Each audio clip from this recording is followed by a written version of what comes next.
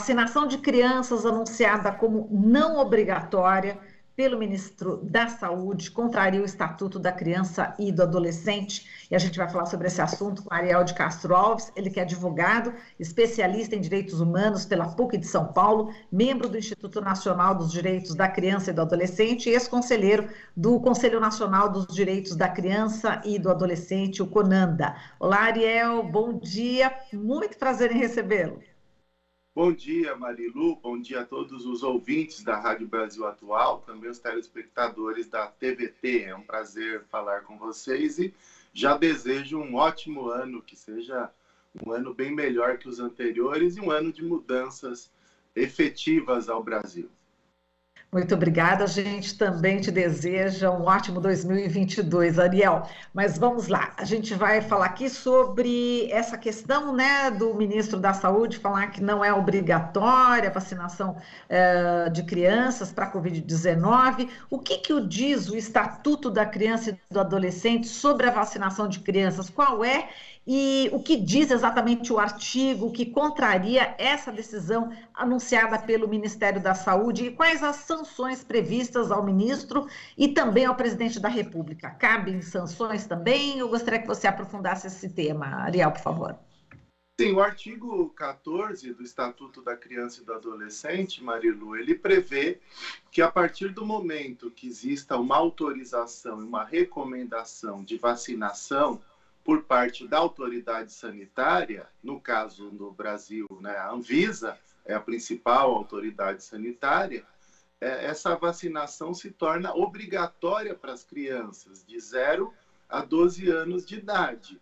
Não havia nenhuma necessidade de consulta pública, que teve apenas um caráter protelatório e também demagógico, oportunista, eleitoreiro, para dar vazão aos negacionistas que participaram da consulta, que participaram da audiência pública, inclusive médicos que durante toda a pandemia defenderam medicações e curas milagrosas que jamais existiram. Então, pessoas que propagaram fake news, pessoas sem o mínimo de ética, sem o mínimo de dignidade. Então, o governo deu vazão a isso. Ontem, novamente, o presidente Bolsonaro colocou em xeque, em dúvida, o próprio trabalho da Anvisa, criticou a Anvisa, chamou quem defende a vacinação de tarados por vacina. Então, todos nós somos tarados por vacina, na opinião dele, e que desconhece mortes de crianças. E o próprio Ministério da Saúde divulgou 301 mortes de crianças nessa faixa etária dos 5 aos 11 anos. De crianças e adolescentes em geral, nós tivemos 2.625 mortes durante a pandemia e tivemos quase 260 mortes de pessoas com menos de 12 anos de idade na pandemia. Atualmente, a principal causa de mortes no Brasil é a Covid de crianças, de mortes de crianças. E nas mortes em geral, a Covid só perde para os acidentes de trânsito, atropelamentos, crianças que morrem por estarem nos carros sem uso de cadeirinha, essas situações. E o Brasil está 10 vezes com mais letalidade do que Europa e Estados Unidos com relação às crianças e à Covid. Então, de fato, nós temos um problema gravíssimo envolvendo as crianças. Ontem, a Sociedade Brasileira de Pediatria divulgou também uma carta para a sociedade dizendo que não existem riscos de saúde na utilização da vacina, porque o próprio Bolsonaro e o ministro da Saúde, que é um capacho do Bolsonaro e não atua como médico, não atua como técnico, atua de forma ridícula, como um verdadeiro bate-pau do Bolsonaro, também colocou em dúvida a vacina e fica também com essa história de prescrição, que a própria consulta pública rechaçou essa prescrição. Agora, de fato, o Ministério da Saúde não pode dizer que a vacinação de crianças não é obrigatória. Ele não pode contrariar uma lei. O papel dos gestores públicos é cumprir as leis vigentes. Quando não cumprem, deve responder por improbidade administrativa. O problema é que nós temos uma Procuradoria-Geral da República, onde temos um prevaricador-geral da República, e não um procurador-geral da República, que certamente não vai fazer nada diante também dessa prevaricação. Além da improbidade administrativa, que é quando gestores públicos, como o presidente, o ministro, não cumprem a lei, nós temos a prevaricação, que é quando os agentes públicos não cumprem com as suas funções de ofício. Eles deveriam estabelecer a vacinação obrigatória com base no Estatuto da Criança e do Adolescente. Isso abre, então, Marilo, um precedente perigosíssimo, porque as pessoas vão começar a questionar a vacinação da poliomielite, a vacinação da meningite, da febre amarela, da hepatite. E o Brasil avançou muito nos últimos 30 anos, principalmente após o ECA, para diminuir a mortalidade infantil, graças a essas vacinações obrigatórias de crianças. Inclusive, na matrícula escolar, na frequência escolar, é sempre observado se as carteirinhas de vacinação estão em dia. Eu falo pelo meu próprio filho, que frequenta uma creche onde de 3 em 3 meses pedem a carteirinha de vacinação para verificar se está em dia, inclusive com a possibilidade de acionarem os conselhos tutelares se a vacinação não estiver correta conforme as datas previstas. Então, é isso que tem que acontecer no caso da vacinação da Covid. Exato. Agora, Ariel, engrossando ainda o caldo, né, jurídico aí contra o ministro Marcelo Queiroga, um grupo de médicos enviou ao Conselho Federal de Medicina um documento aí pedindo que seja aberto um processo ético profissional contra o ministro da Saúde por infrações éticas graves no exercício da medicina. Enfim, e eles disseram que a representação de denúncia se fundamenta na interpretação do Código de Processo Ético Profissional da Medicina. Enfim, cada vez mais a sociedade, enfim, civil organizada está se mobilizando contra tudo que a gente está vendo e também corroborando também com o que você acabou de falar, enfim, tão brilhantemente. Ariel, como é que você viu também essa ação desses médicos, desse grupo de médicos? Importante essa iniciativa dos médicos que presidiram o Conselho Estadual de Saúde de São Paulo, isso mostra que o caráter não é partidário, é multipartidário, não tem nada a ver com política, porque, inclusive, muitos desses médicos, eles não são de esquerda, mas são pessoas que estão aí de acordo com a ciência, de acordo com a saúde, pessoas que têm um histórico de defesa da saúde pública, que têm um histórico de defesa da vida. Então, isso demonstra que o ministro da Saúde, ele não age como um técnico, ele não age como um médico, ele não age como alguém que seja um gestor da saúde pública do país, com base nos códigos de ética do próprio Conselho Federal de Medicina, que, aliás, infelizmente, nós temos um Conselho Federal de Medicina extremamente omisso diante de tudo isso, nunca se manifesta, extremamente atrelado ao governo. Eu acho a iniciativa importante, mas acho muito difícil que vá para frente com esse Conselho Federal de Medicina que nós temos, né? Um conselho também parece ser negacionista. Durante toda a pandemia, esse conselho foi omisso, deveria ser a diretoria desse conselho caçada por conta de estarem negligenciando na defesa da saúde dos brasileiros e brasileiras, que seria o papel do Conselho Federal de Medicina. Mas, de qualquer forma, é importante a iniciativa e espero que esse ministro seja punido pelas suas infrações éticas, porque ele fica fazendo questionamentos sobre a vacina, dando a entender que ela causa problemas de saúde nas crianças, e isso não foi comprovado nos vários países do mundo que, inclusive, já aplicaram as doses de vacinas nas crianças nessa faixa etária dos 5 aos 11 anos. O Brasil é que está atrasado com relação aos Estados Unidos, com relação a países da Europa.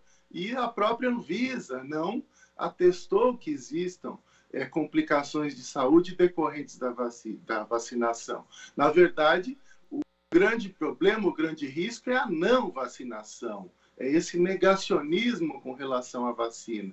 Isso que tem gerado mortes de crianças e, além disso, as crianças elas são transmissoras, elas transmitem para adultos, transmitem para idosos, transmitem para pessoas com comorbidades. Então, é fundamental termos a vacinação infantil antes do retorno às aulas, antes do início do próximo ano letivo.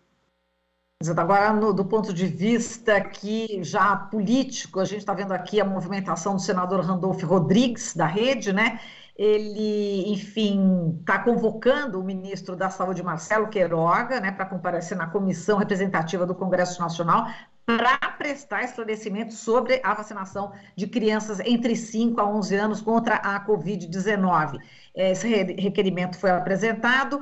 É importante que continue, né? Tivemos aí a CPI da Covid, com bastante atuação de parlamentares de diversos partidos, e continua exatamente essa ação também no Congresso, para justamente saber exatamente o que né, pode acontecer com o ministro que faz tudo o que faz, né, Ariel?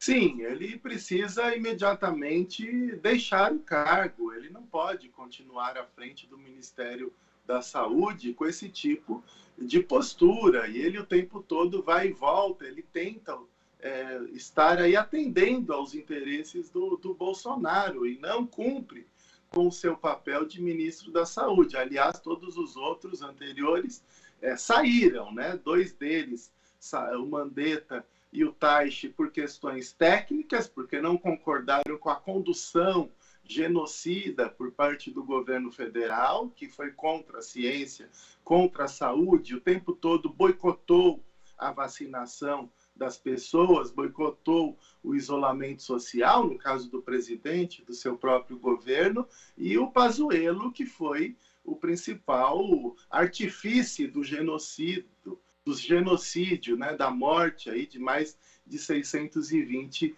mil brasileiros, que também deve enfrentar os tribunais, deve ser responsabilizado pelos crimes que cometeu. E agora esse ministro com a mesma característica do Pazuello, né? Com esse caráter aí negacionista, também genocida, dando continuidade a todo o boicote à saúde e à ciência por parte do presidente da República. Esperamos que o Congresso Nacional também questione essa questão de que a decisão do Ministério da Saúde está contrariando uma lei e que pode abrir esse precedente perigosíssimo.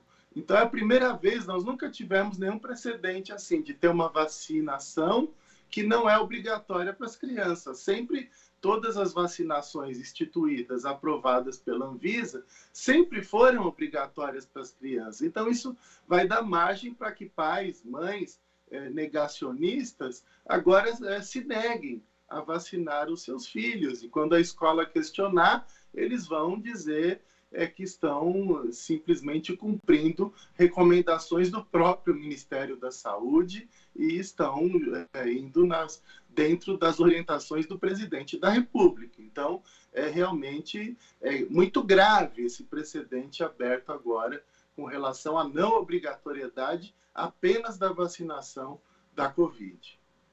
Agora, falando em negacionistas, tem a deputada bolsonarista Bia Kicis, né? Acho que você acompanhou, do PSL, ela divulgou num grupo de WhatsApp dados pessoais de 3 médicos que defendem a vacinação, né, de crianças contra a Covid. A Isabela Balalai, que é vice-presidenta da Sociedade Brasileira de Imunizações, o Marco Aurélio Safadi, da Sociedade Brasileira de Pediatria, e o Renato Kifuri, que é o diretor da Sociedade Brasileira de Imunizações.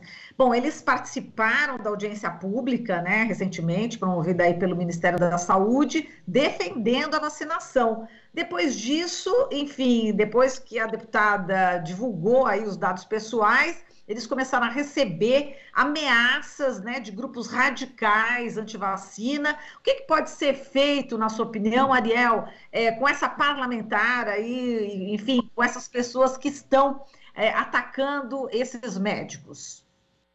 Sim, essa deputada que inclusive preside a Comissão de Constituição e Justiça da Câmara dos Deputados. Ela deveria ser exemplo no cumprimento da legislação, mas se mostra uma pessoa totalmente antiética, uma pessoa sem um comportamento probo, sem um comportamento idôneo, uma pessoa sem a mínima condição de estar à frente desse cargo. Esperamos que o Congresso Nacional dê uma resposta a isso. Ela precisa ser retirada da presidência dessa comissão, precisa sofrer um processo ético na Câmara dos Deputados, e essas pessoas que foram atingidas, que foram vítimas, precisam fazer boletim de ocorrência, precisam representá-la, porque o que ela fez, ela incitou a violência contra essas pessoas. Isso é crime previsto no Código Penal brasileiro. E agora essas pessoas estão sofrendo outros crimes, como o crime de ameaça, e podem ser atacadas fisicamente nas ruas, né? Além de que estão sendo atacadas moralmente por redes sociais, nesses vários grupos negacionistas. E é o que tem acontecido com todos que acabam defendendo a vacinação obrigatória, né? Diariamente também recebo inúmeras mensagens desses grupos negacionistas por conta de eu defender que toda vacinação instituída para crianças, depois da aprovação da Anvisa, ela passa a ser obrigatória com base no Estatuto da Criança e do Adolescente. E os pais que não levarem ou se opuserem, não facilitarem a vacinação dos seus filhos, não autorizarem, eles respondem por descumprimento dos deveres do poder familiar, podem ser multados, podem responder por maus tratos, porque a vacinação está entre os cuidados essenciais com as crianças, e a falta de vacinação expõe a vida das crianças a perigo. E o Estatuto da Criança é muito claro quanto à prioridade absoluta, à proteção integral e o direito à vida e à saúde das crianças, que está sofrendo um grave atentado diante desse negacionismo. O próprio presidente, ao dizer que sua filha de 11 anos não será vacinada, porque ele não acredita na vacinação, ele também deveria estar respondendo por descumprimento do Estatuto da Criança e do Adolescente, até com a possibilidade de sofrer ação de suspensão do poder familiar ou até perda do poder familiar. Nossa, gravíssimo, né, Ariel? Bom, vamos ver se a gente realmente consegue avançar nesse campo, né? Porque parece que tudo que a gente denuncia, tudo que é feito, parece que ainda não consegue ir adiante. Você se sente um pouco também frustrado, Ariel, em relação a toda... É uma batalha que a gente precisa de muito tempo. Como é que você se sente também, Ariel? É claro que nós temos esse sentimento de frustração, Marilu, porque nós, nos últimos anos, não enfrentamos um momento tão difícil como esse. Mas o que a gente vê também é que a maioria da sociedade brasileira tem se esclarecido a partir desses pontos de vista dos cientistas, daqueles que defendem a saúde, dos técnicos. Eu vi há pouco a palavra do Alexandre Padilha, que é uma das vozes importantes na área de saúde. Então, de fato, a gente está conseguindo convencer a maioria da sociedade brasileira de que a vacinação salva vidas, e está salvando, porque nós tivemos uma redução drástica das mortes no Brasil depois do início da vacinação. Foi uma briga, uma guerra para iniciarmos a vacinação. Mas graças à nossa pressão, né, da sociedade civil, dos movimentos sociais, dos parlamentares que defendem os direitos da população, nós iniciamos a vacinação. E o Brasil, com o SUS, né, por mais que o SUS tenha sido atacado, verbas foram cortadas, os governos do Temer e do Bolsonaro, o SUS rapidamente consegue vacinar as pessoas, porque ele está em todos os locais do Brasil, nas cidades mais pequenas, mais simples, mais pobres, em todos os lugares o SUS chega. E por isso o Brasil teve sucesso quando iniciou a vacinação e logo vacinou as pessoas, mesmo contra a vontade desse governo genocida, criminoso do Bolsonaro. Então, novamente, a gente está nessa luta para mostrar para as pessoas que a vacinação de crianças é fundamental e que está de acordo com a Constituição Federal, com o Estatuto da Criança e do Adolescente.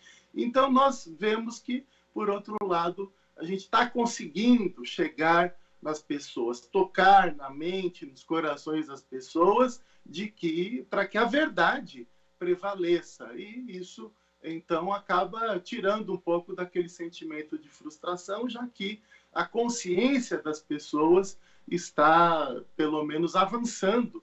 Isso é o que a gente sente nesse momento quando conversa. Os grupos negacionistas, os grupos totalitaristas, os grupos que pregam o ódio, a violência, eles estão cada vez mais diminuindo, eles estão cada vez mais segregados, né? Então, de fato, nós estamos revertendo aquela situação anterior que parecia que essas pessoas eram maioria. Então, hoje eles estão se tornando cada vez mais uma minoria.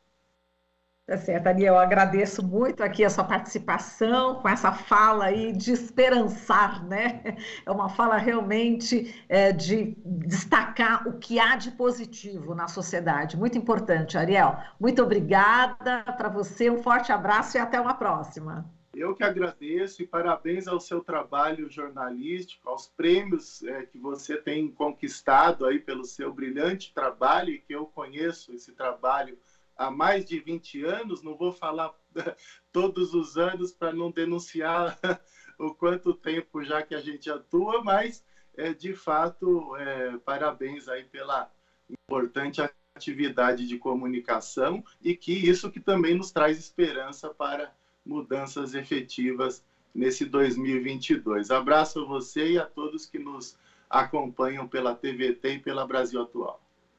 Muito obrigada pelas lindas palavras, Ariel. Um forte abraço para você. Muito obrigada pela colaboração durante tantas oportunidades, durante tantos anos. Muito obrigada, viu? Você é um grande parceiro. Super abraço.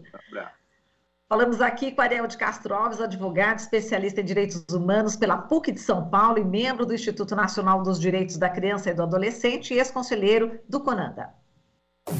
Você está ouvindo Jornal Brasil Atual. As notícias que os outros não dão.